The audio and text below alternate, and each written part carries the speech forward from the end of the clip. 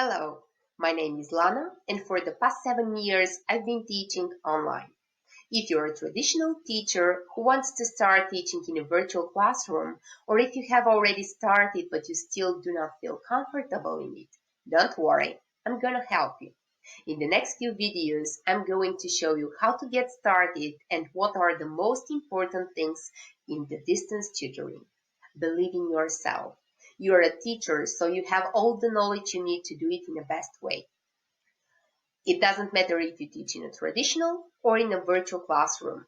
There are 5 main points you need to cover. Number 1, communication.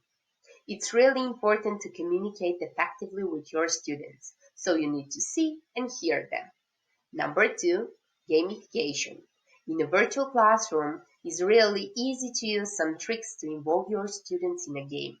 You have a huge advantage because you've been a kid, so you know how to play games.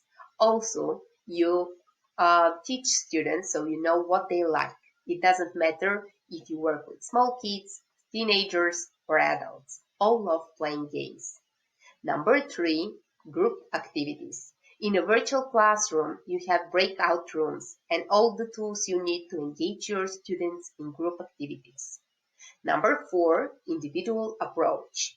You cannot imagine how many ways you can do it in a virtual classroom. Number 5, feedback. It's one of the most important things for the students and for the teacher as well. In a virtual classroom, you can give and receive immediate feedback. But before starting with these main points, let's focus on what we need before jumping into a virtual classroom lesson. So, the next time I'm going to talk about lesson preparation, how to adopt or create materials for online teaching. Follow us on social media and share about your experience. What worked well? What do you want to improve? Or what do you not know about online teaching? Let's start a discussion. See you soon, and don't forget, e-learning is easy.